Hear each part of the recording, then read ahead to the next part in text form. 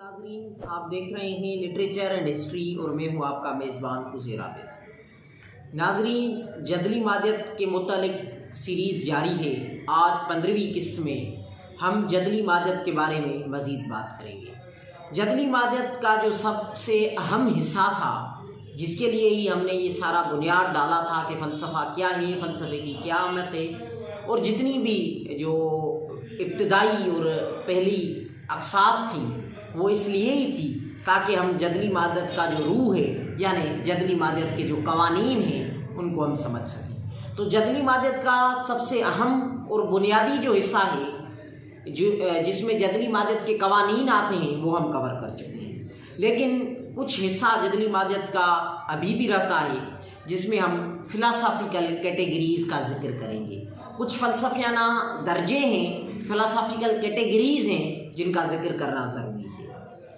ان کے بنا جدلی مادیت کے بارے میں ہمارا جو جاننا ہے یا ہمارا علم ہے انکمپلیٹ ہوگا۔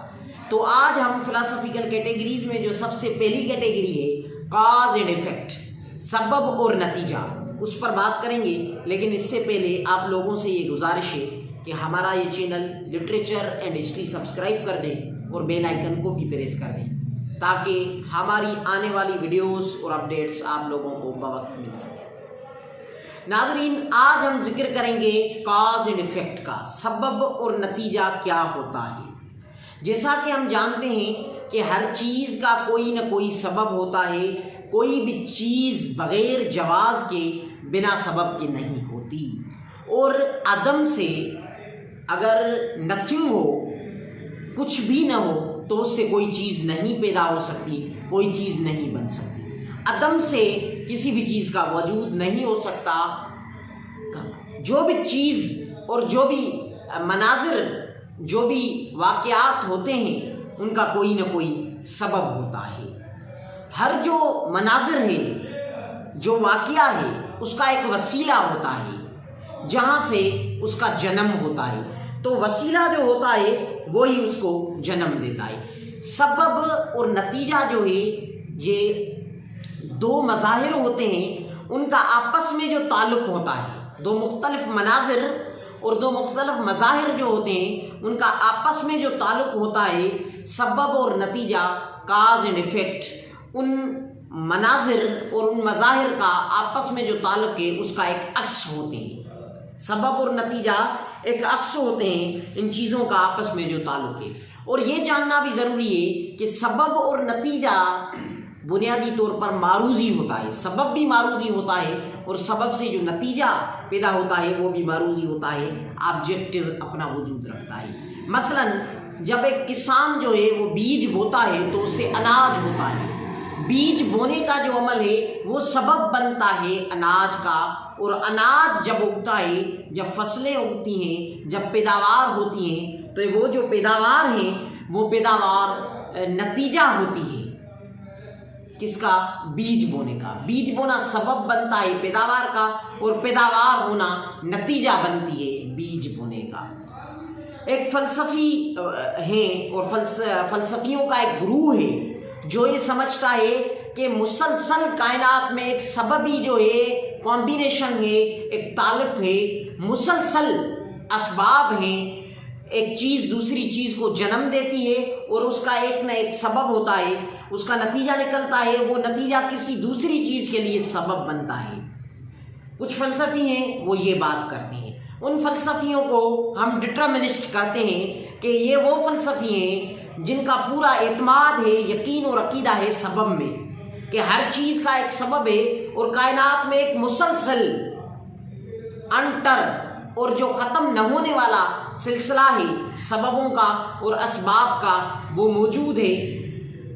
ایک دوسرے فلسفی ہیں وہ یہ کہتے ہیں کہ ایسا نہیں ہے، وہ ہیں آدرشی یا خیال پرست آئیڈیلسٹ فلسفی کہتے ہیں کہ کوئی بھی سبب نہیں ہے کسی بھی چیز کا، کوئی بھی قانون نہیں ہے نیچر میں، سماج میں تبدیلی اور نیچر میں جو بھی مناظر اور مظاہر اور واقعات ہوتے ہیں، ان کا کوئی بھی قانون نہیں ہوتا۔ نیچر میں انتشار ہے، نیچر میں افراتفری ہے، اور سماج میں بھی ایسا ہے، کوئی بھی قانون نہیں ہے۔ اور وہ یہ بھی کہتے ہیں کہ جو سبب اور نتیجہ ہے وہ کبھی کبھار ہو تو سکتا ہے لیکن وہ معروضی وجود رکھتا ہے، معروضی وجود نہیں رکھتا، وہ موضوعی وجود رکھتا ہے۔ اور ہم جانتے ہیں کہ یہ سراسر جھوٹ ہے، اور ہماری جو عام سمجھ ہے اور جو عقل ہے وہ بتاتی ہے کہ جو سبب اور نتیجہ ہے وہ ہماری سمجھ اور ہمارے شعور سے باہر اپنا ایک آزادانہ اور خود مختار وجود رکھتا ہے۔ اس لیے سبب اور نتیجہ جو ہے وہ معروضی وجود رکھتا ہے، آزادانہ وجود رکھتا ہے، وہ موضوعی وجود نہیں رکھتا۔ تو آدرشی اور خیال پرست کہتے ہیں کہ سبب اور نتیجہ موضوعی ہے، ڈٹرمنسٹ کہتے ہیں نہیں وہ موضوعی نہیں ہے، اور جدلی مادت بھی یہی کہتی ہے وہ معروضی ہے اور مسلسل ایک سلسلہ ہے جس کی کوئی بھی اینڈ نہیں ہے سبب اور نتیجے کا۔ ایک چیز سبب بنتی ہے، اس کا نتیجہ نکلتا ہے، جو نتیجہ ہے وہ کسی دوسری چیز کے لیے سبب بنتا ہے۔ اس وجہ سے جو ڈٹرمنسٹ ہیں وہ مکمل ہی خلاف ہیں عقیدے پرستوں کے یا آدرشیوں کے، اور وہ یہ کہتے ہیں کہ یہ جو بات ہے یہ سراسر جھوٹ پر مبنی ہے۔ آدرشیہ خیال پرست دلیل پیش کرتے ہیں، جب وہ کہتے ہیں کہ سبب نہیں ہوتا تو وہ مثال دیتے ہیں کہ جب ہم بیج بوتے ہیں اور جب ایک چیز دوسری چیز کا جو سبب بنتی ہے، کبھی کبھار وہ عمل کرنے سے اس کا نتیجہ نہیں نکلتا۔ مثلا وہ کہتے ہیں کہ کئی بار ایسا بھی ہوتا ہے کہ ہم بیج بوتے ہیں اور اس کا نتیجہ نہیں نکلتا، بیج بوتے ہیں اور پیداوار نہیں ہوتی، اناج نہیں ہوتا۔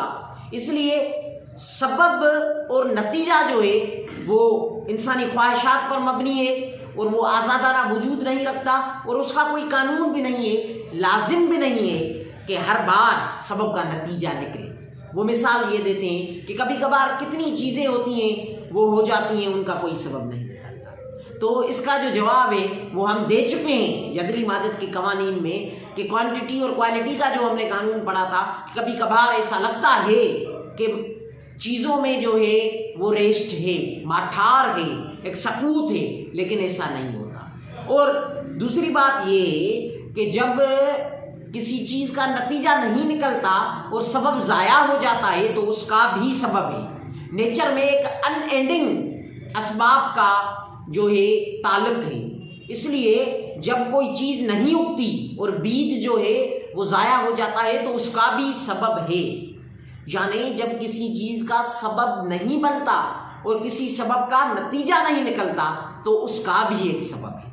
تو یہ بات جو ہے یہ سراسر جھوٹ پر مبنی ہے اور غلط ہے کہ سبب اور نتیجہ جو ہے وجود نہیں رکھتے۔ سبب اور نتیجے کا وجود ہے، اور وہ جو ہیں وہ معروضی وجود رکھتے ہیں۔ سبب جو ہے وہ بنیادی طور پر دو اقسام کے ہوتے ہیں، ایک وہ سبب ہیں جو بنیادی ہیں، اور ایک وہ سبب ہیں جو سیکنڈری یا ثانوی ہیں۔ مثلا اس مثال میں جب کوئی بیج جو ہے وہ نتیجہ نہیں دیتا، وہ پیداوار نہیں دیتا، جب ہم بیج بوتے ہیں کسی آم کے درخت کا اور اس سے درخت نہیں ہوتا تو اس کے جو بنیادی اسباب ہیں وہ یہ ہو سکتے ہیں کہ وہ جو موسم تھا وہ آم کا نہیں تھا، وہ جو زمین تھی وہ اس قابل نہیں تھی، اس میں وہ لوازمات نہیں تھی کہ وہ آم کا فصل دے سکے، گرمی کا جو مقدار ہے، پانی کا جو معاملہ ہے وہ کبھی کم و بیش ہو سکتا ہے۔ اس لیے یہ بنیادی سبب بنتے ہیں۔ جو کلرفل زمینیں ہوتی ہیں جہاں کلر ہوتا ہے وہ فصل نہیں دیتی، تو یہ ایک بنیادی سبب ہوتا ہے سبب کے نتیجے نہ ہونے کا۔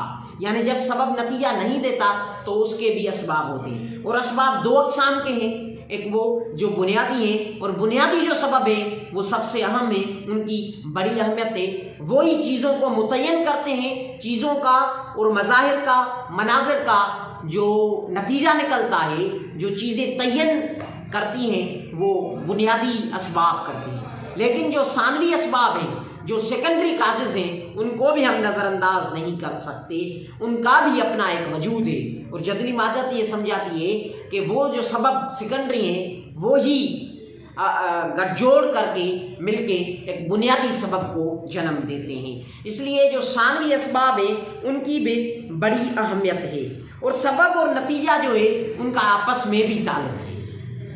آدرشیاں خیال پرست پہلے تو کہتے ہیں کہ سبب اور نتیجے کا آپس میں کوئی بھی تعلق نہیں ہے، اور جب ان کی یہ بات جو ہے وہ غلط ثابت ہوتی ہے، اور ہمارا جو مشاہدہ ہے وہ بتاتا ہے کہ کہ سبب کا نتیجہ نکلتا ہے اور سبب اور نتیجے میں آپس میں تعلق ہے، تو وہ یہ کہتے ہیں کہ سبب جو ہے وہ نتیجہ دیتا ہے، یعنی سبب نتیجے پر اثر انداز ہوتا ہے، سبب سے نتیجہ نکلتا ہے، لیکن نتیجے کے جب کوئی رزلٹ آتی ہے، نتیجہ نکلتا ہے، تو اس نتیجے کا کیا اثر ہوتا ہے سبب پر، کاز پر ایفیکٹ کا کیا اثر پڑتا ہے، وہ اس بات کو نظر انداز کر دیتے ہیں اور وہ یہ کہتے ہیں کہ جو نتیجہ ہے اس کا کوئی بھی اثر نہیں ہوتا سبب پر۔ اور پھر سے معبد طبیعتی کہتے ہیں کہ سبب اور نتیجہ جو ہے ان کا آپس میں بھی کوئی تعلق نہیں ہے، جو چیز سبب ہوتی ہے وہ نتیجہ نہیں ہو سکتی اور جو نتیجہ ہے وہ سبب نہیں بن سکتا، اس لیے سبب اور نتیجے کا آپس میں کوئی بھی تعلق نہیں ہے۔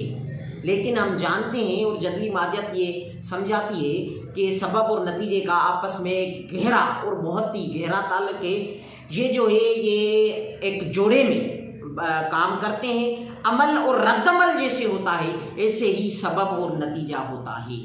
ایک جو چیز ہے وہ سبب بنتی ہے اور کہیں دوسری اینگل سے اس کو دیکھیں تو وہ نتیجہ بھی ہوتی ہے کسی چیز کا۔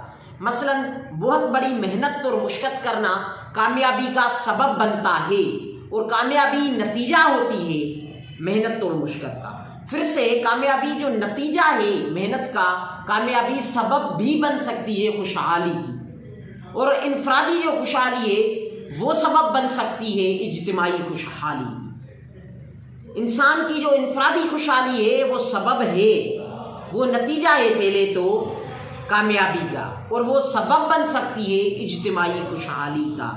تو ایک چیز جو سبب ہے وہ کہیں دوسری جگہ پہ نتیجہ ہو سکتی ہے، اور ایک چیز جو نتیجہ ہے وہ سبب بھی بن سکتی ہے۔ تو اس مثال سے ہم نے سبب اور نتیجے کے بارے میں کچھ چیزیں کلیئر کر لی، لیکن کچھ چیزیں ابھی بھی رہتی ہیں۔ سبب اور نتیجے کی جو کیٹیگری ہے فلسفیانہ، اور سبب اور نتیجہ جو عکس ہے دو مناظر اور مظاہر کا جو سماج اور فطرت میں ہوتے ہیں، اس بارے میں مزید ہمیں کچھ باتیں کرنی ہیں، وہ ہم جدلی مادیت کی جو 16ویں قسط ہوگی اس میں بات کریں۔